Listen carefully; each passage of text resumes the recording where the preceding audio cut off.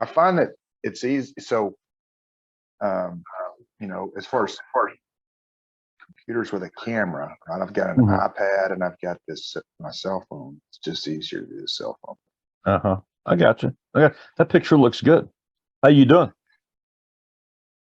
Doing okay. It was really nice outside this morning when I took the dogs on a walk.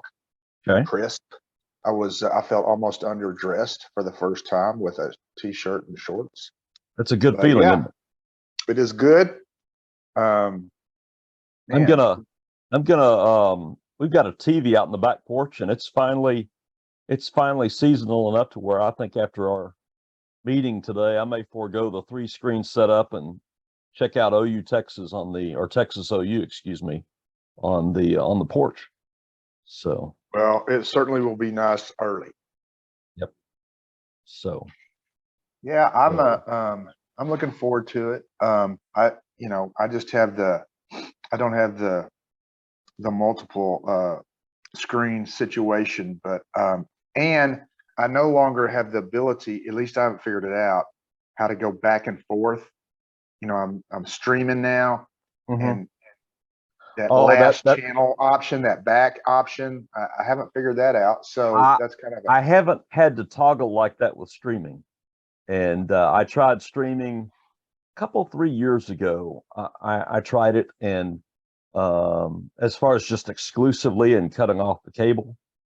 And I think 3 or 4 years ago when I did it, it wasn't as advanced as it is now, so it might be better than it is now. Well, yeah. My wife Donna was not happy with the streaming, and I'm still paying Time Warner.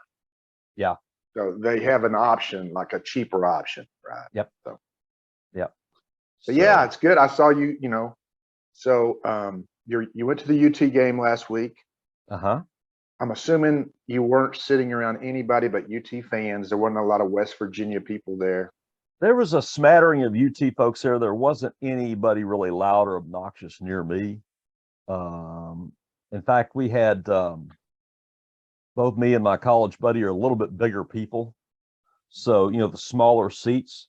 And we were fortunate in that there was about 4 or 5 seats right to the left of us that were not occupied.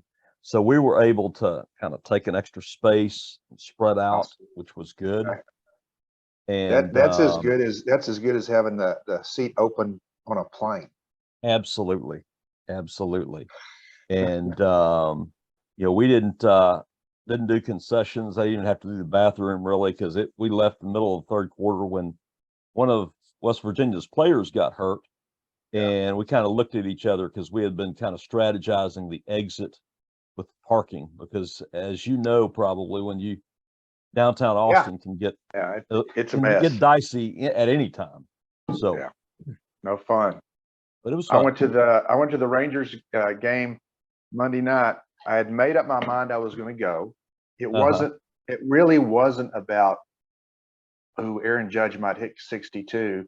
It was, I've never been to a game in the new stadium, and I had an open night, and I thought, I'll do that. Well, when I made my mind up, I didn't realize it was a 6:05 start, and I was way up north in Richardson, and I got a late start. I literally did not leave the hotel for the game until 6.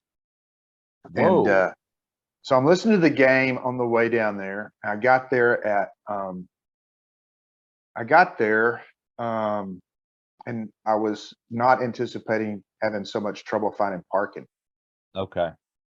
I just was not expecting that. I don't know what I was thinking, but it took me a while to find a space, and it was pretty far away. So by the time I got to the stadium to buy a ticket, it was like the 7th inning.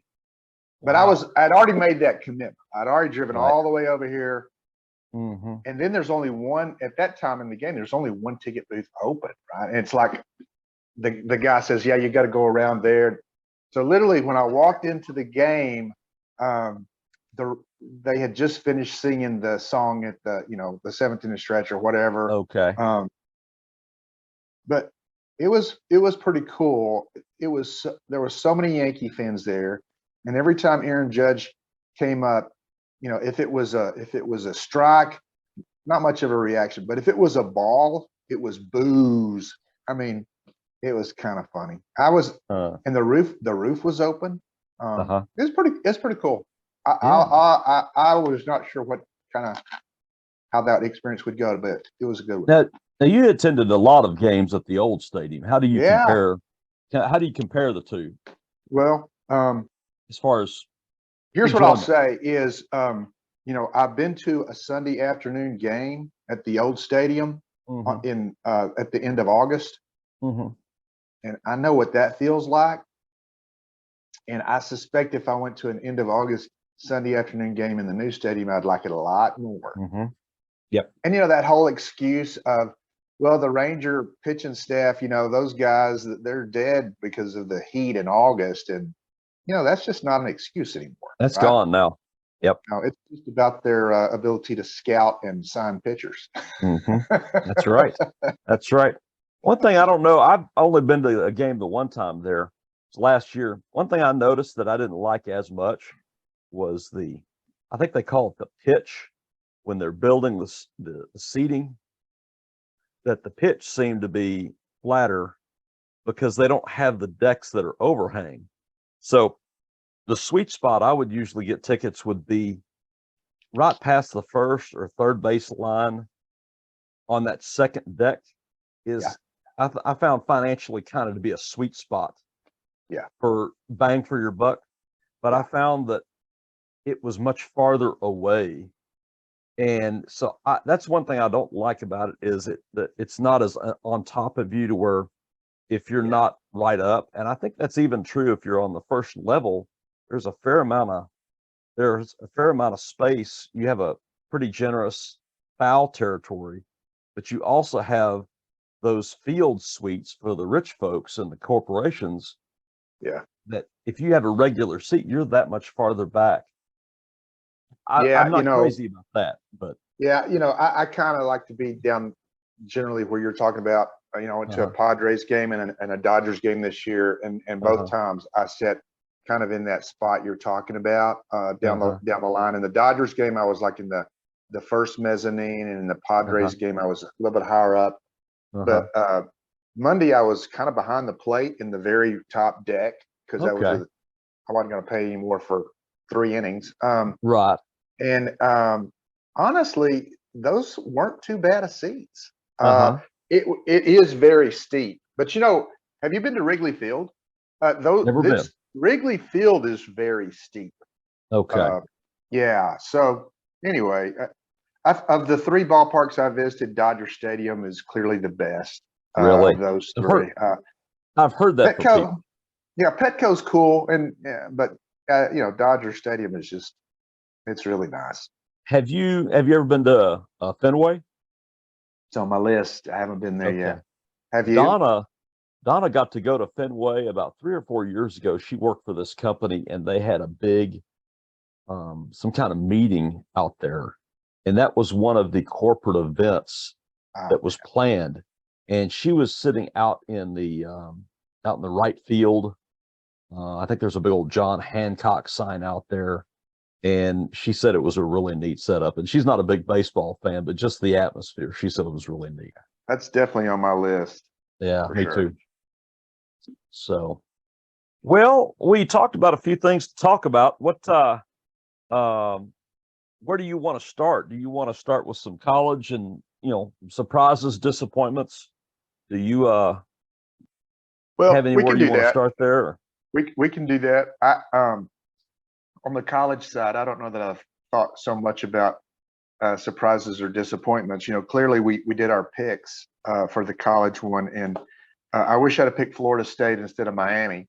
Clemson looks good, but you expect them to. But Florida State, man, surprising team. They got a big game today at Raleigh, North Carolina State. Okay, so 2 ranked teams. The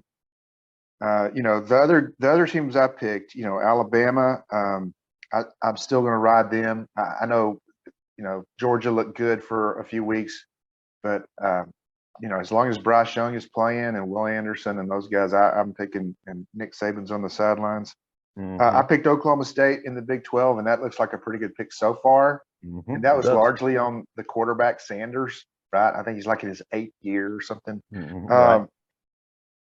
I've got Utah in the Pac-12, but it's going to be interesting. You know, they've got a tough game tonight, and then with UCLA, which is kind of surprising, and then USC. I don't know what to make of USC, right? You just don't. Yeah, You just don't know. I don't either. And you know, we talked about the Shotwell group, how one of the things we shared, and that's in the back of my mind, and I'm sure it's in the back of all 12 of our minds out there, is to kind of fade the West Coast games because screwy stuff happens out there. Yeah. And USC 5-0, you just kind of have in the back of your mind, okay, it doesn't matter who they're playing. They're going to have some wacky road game. They're going to give it up. And just wacky stuff tends to happen after 9 o'clock. And so there's some fun games to watch out there. They are. And they're better than, I know a lot of, with the realignment, people are saying, well, Pac-12 is kind of trash. That doesn't really look that way right now.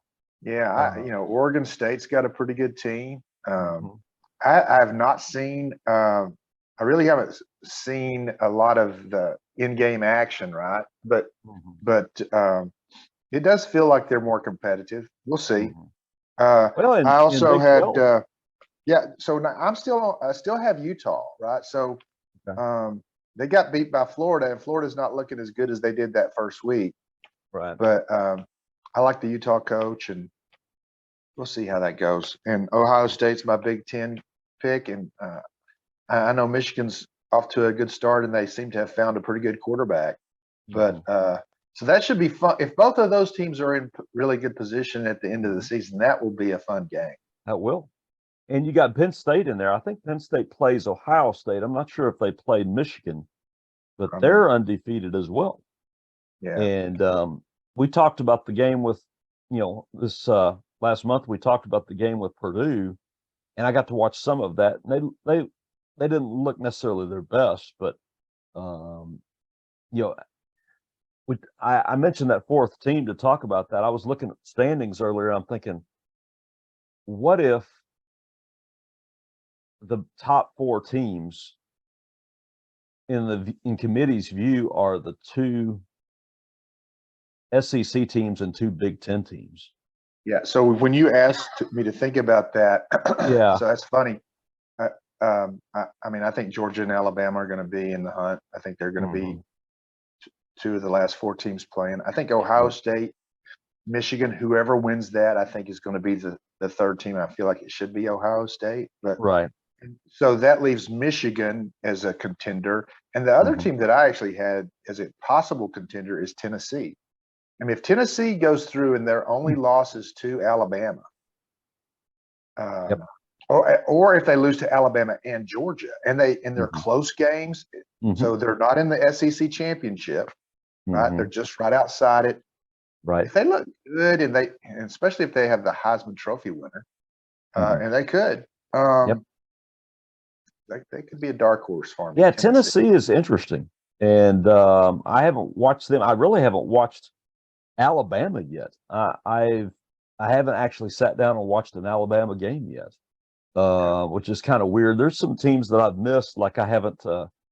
I saw the Georgia game with Oklahoma, or not Oklahoma, Oregon, and then I caught just a little bit of the Missouri game the other night after we got back from the game. But that was a scare for them.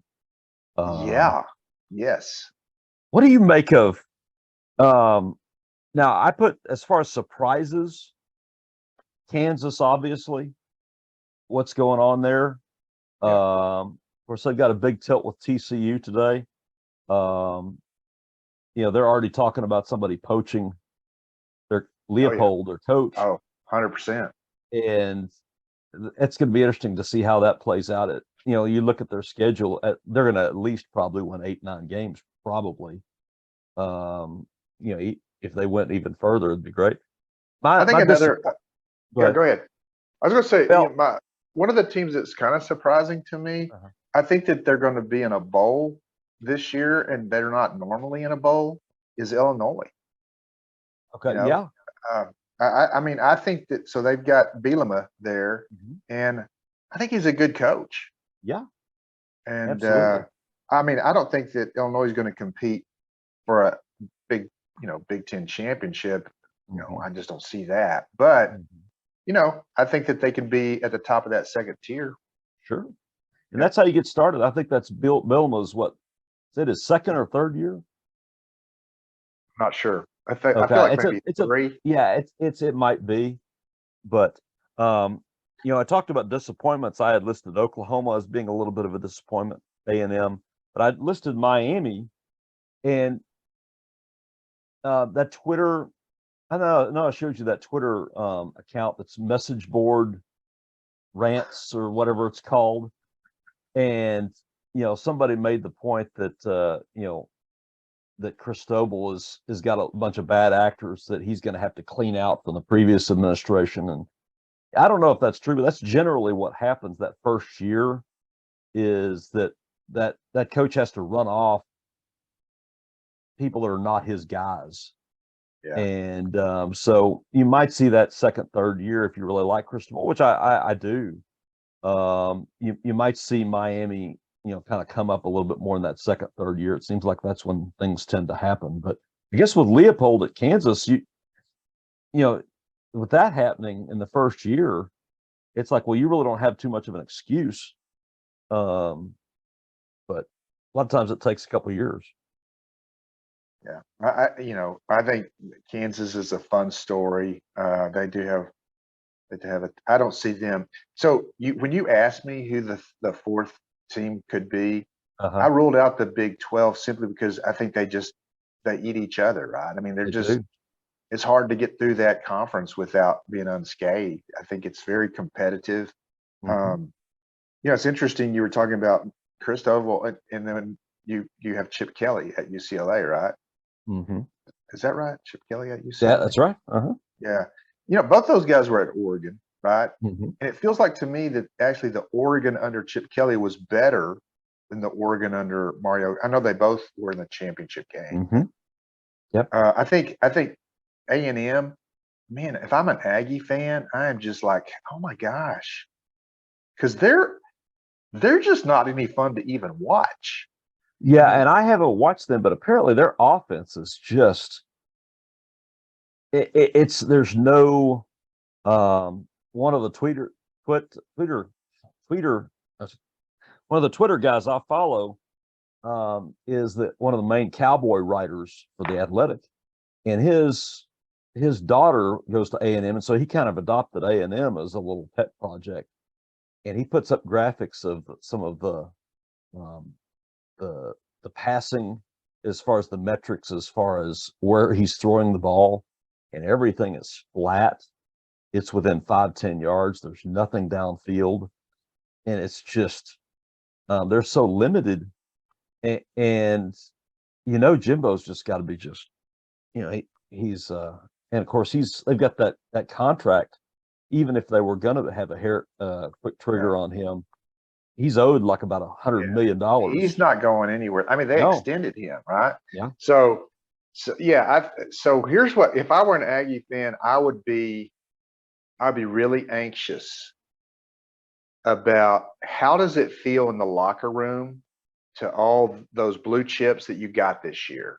And with the transfer portal being what it is, yep, and the potential for somebody on that Aggie team who got whoever knows how much money, right, to go to College Station, could they possibly kind of start shopping that around, right? So I think that um, I think the whole Texas A&M, SEC thing is going to be really fascinating. it will. Um, It really but will. yeah, it's going to be a good day. We've got some. You talked about the NFL picks we made and kind of that stuff. I mean, I was looking at my picks, and I feel way better about the NFC than the AFC. Hmm. Uh, I was looking at my NFC picks, and so my picks are 19-9. I've got everybody's Okay. either first or second in their division. Okay. And 6 of those losses are from the Rams, the 49ers, and the Bucks. right? Mhm. Yep. But on the AFC side, 16-13. Mhm. I had the Broncos in the playoffs, and I'm just telling you, that does not look like a playoff team. I had the Titans in the playoffs, and I had the Chargers in the playoffs, and those three teams are just now. I had them all as wild cards, and I had Mhm. Indy too. Mhm. Man, I don't Well, know. I'd looked at that, and that's the two teams that I'd picked out was Broncos and the Colts. And of course, I was um, watching that game with your uncle the other night, and that was just bad. And and I don't know, Russell Wilson just looks lost. I don't know if how much of that game you watched, but I we did watched not it watch them. all. I And did I not told watch a Dad, I bit of said, it. we kind of have a date more or less on Thursday nights to watch the game. And so I told him, that's probably the worst game we're going to watch this year right there. Well, But I hope so. because the defenses are good. I mean, obviously that good pass rush, but the offense was just so bad. You're not really sure how good those defenses are because and Russ just looks lost. I mean, I don't Yeah, know. I was looking at Denver because I was just so on one hand you have Denver, their defense in terms of yards per game that they give up, they're the fourth best in the NFL. Right? Mm-hmm. Their opponents are only averaging 289 yards a game against their defense, right? Mm-hmm. Great defense. Yep. Russell Wilson is the number 22 ranked quarterback in QBR of 36.9. Wow. 36.9. Now, Cooper Rush's QBR is 73.1. Wow. Wow. Man, Well, I don't know. Russell and Wilson. there's been a lot of talk on the radio this week about just the idea of how an offensive coordinator manages a game and says, look, regardless of your quarterback, there has to be some level of game management as far as, okay, we need to try to score enough points to win this game. And apparently that was one of Russ's issues in Seattle, is he was kind of pushing back against Pete Carroll, who has more of a defensive mindset, saying, hey, I'm going to have a stout defense. You need to score enough points for us to win a game. And then you get a quarterback's ego going, okay, I need to be let free. And apparently that's the idea with Hackett, more of an offensive guy. And I'm not saying that's the whole issue, but there's something to be said for almost managing a game from a backup quarterback mindset, saying, okay, we're going to find things that we do well. We're going to put some guardrails there. And especially when you have a good defense, rely on your defense and play manage the clock, manage the game. And there's something to be said for that, regardless of who your quarterback is. So 100% agree with that. I think I just bought into the hype. The Broncos are a great team. They just need a quarterback. mm-hmm.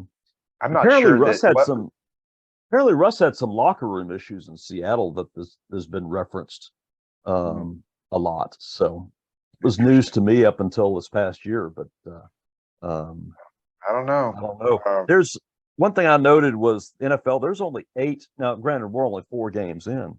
There's only 8 teams that are over 500 right now, and of course, the only one undefeated team in Philadelphia. So, parity.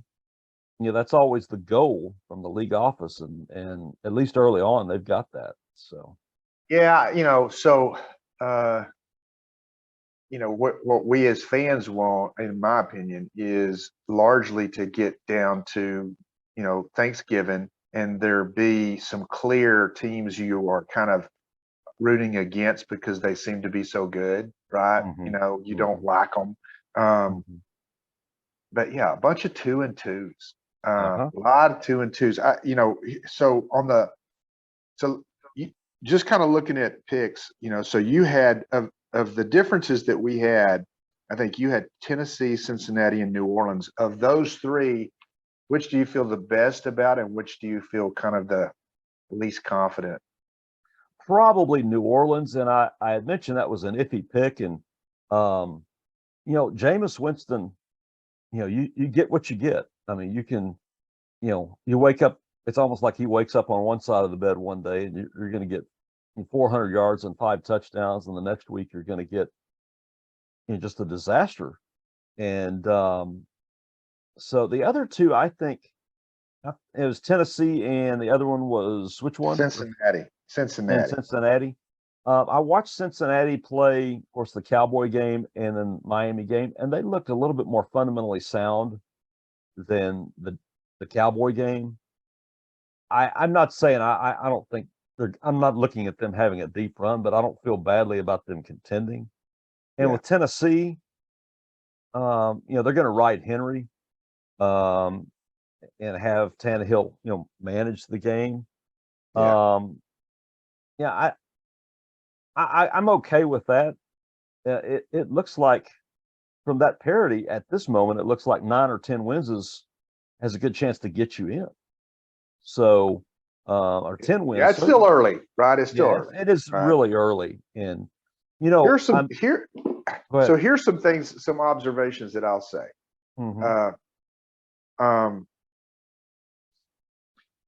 Philadelphia and Miami kind of came out 3-0.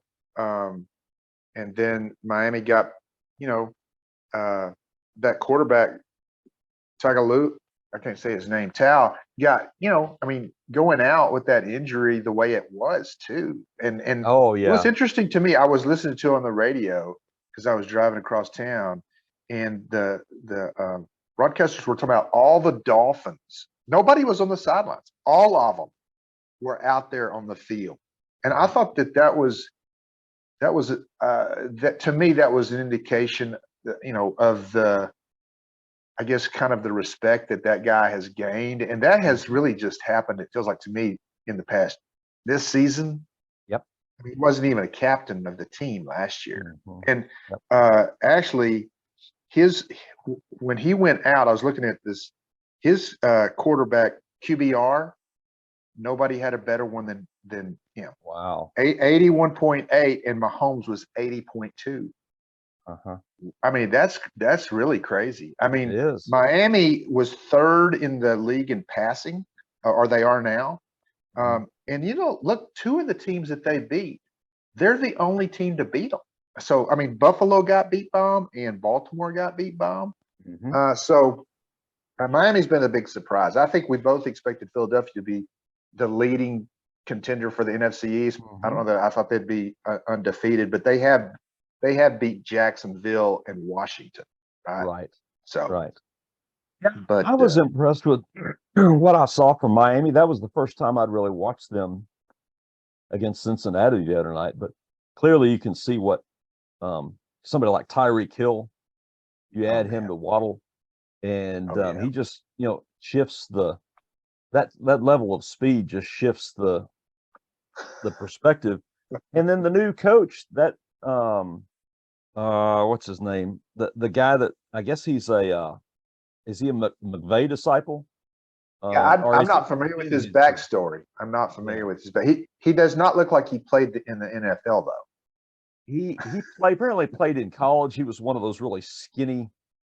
I think it was a Ivy League school. He was kind of one of those skinny safeties, but he did play. And so they look pretty good. And I don't think they have a lesser view of them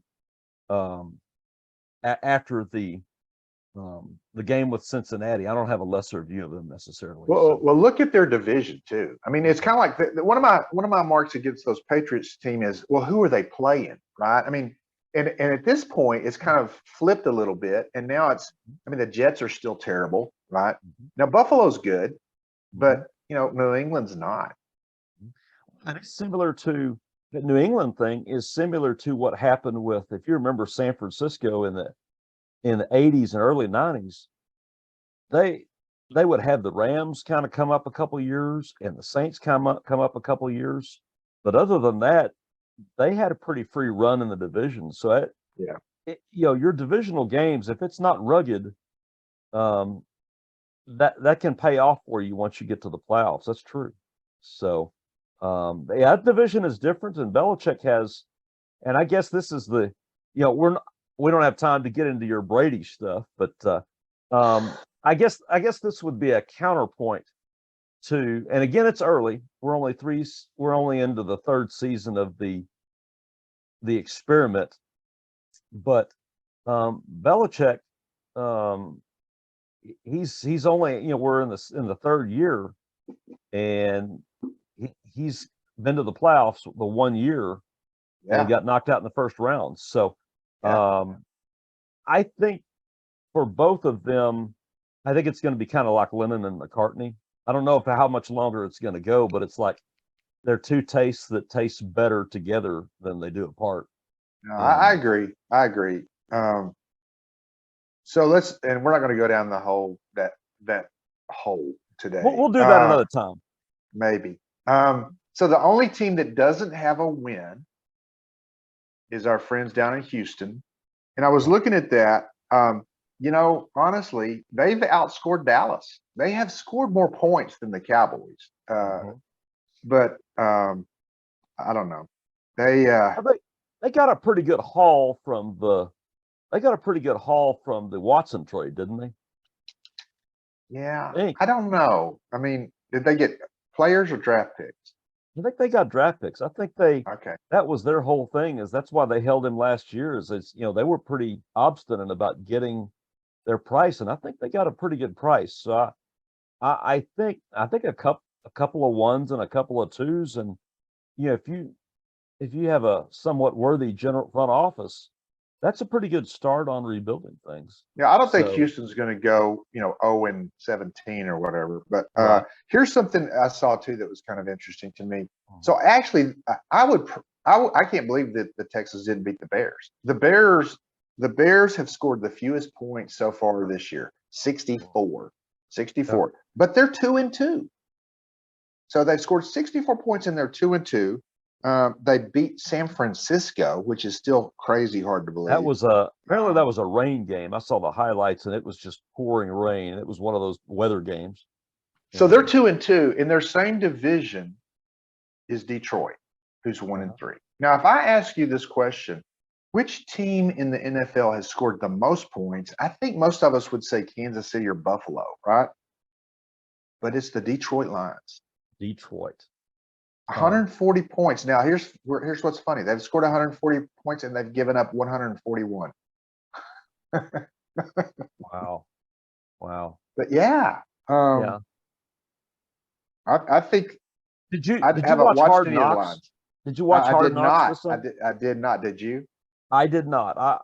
On the radio station I listened to, they played a few clips, and apparently Dan Campbell's a pretty intense guy, but I think from history, you have a lot of these coaches that come out and they have a lot of pithy quotes for the first couple of years, and it amounts to nothing. So Hard Knocks is, I think people can get wrapped up in Hard Knocks and think, okay, this team's going somewhere. And by now they should realize that whatever you see in the preseason, all the bells and whistles doesn't necessarily translate to the regular season. So yeah, he's an interesting guy. So I hope that I hope they keep scoring points, because that's going to be the first game that's on TV on Thanksgiving Day. So I want them to be at least interesting from that point of view. Sure. I want to turn it to Philadelphia. Here's something I was looking at when you said let's do this call. So Philadelphia is 4-0.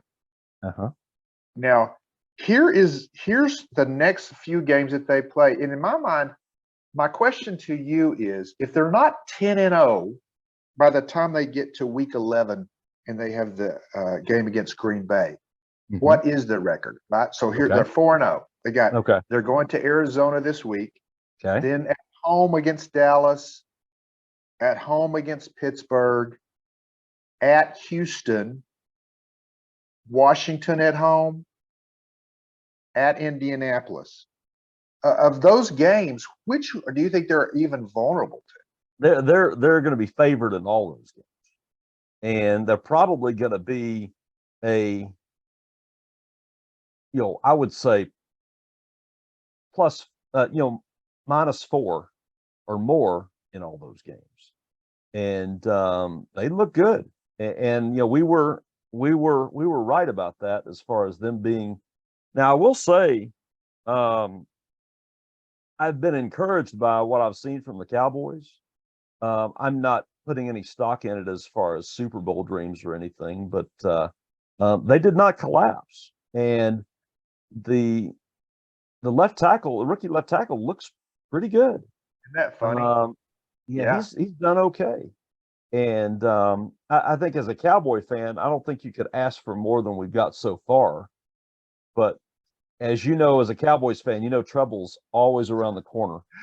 And so we're hoping at least Philadelphia's 9-1. Is what you're saying. Exactly. Okay. And, Philadelphia, their defense is so Buffalo's number 1, San Francisco's number 2, Philadelphia's number 3 in yards per game, and they're number 1 in turnovers. That's, they're a dangerous team, man. That's a good formula. And they, it's logical what they did with Hurts as far as, hey, before you get to a decision contractually on extending him, give him every chance to succeed. Load up your offense. Let's see what this kid has if you give him the resources. And so far it's going pretty well. Because I think they have to make the decision next year on him. Didn't they draft him the year the draft after they won the Super Bowl? I think that's correct. I can remember thinking, what is he really an NFL quarterback? I didn't see it either. He looked a lot to me like, remember how we were talking about Bo Nix last? Yeah. He's got skills better than Bo Nix, but still, he didn't look to me like a solid QB1 at the next level. But right now, he does. Steve Young was talking about Hurts the other day, and he said he has done so much in the past year with his footwork. Of course, Steve, I would never notice that, but Steve Young said his footwork, and I think something about Jalen Hurts too, and probably the same thing with Cooper Rush that you were talking about a while ago. I think Philadelphia they've really kind of determined this is kind of what we can do. Let's do this. Right.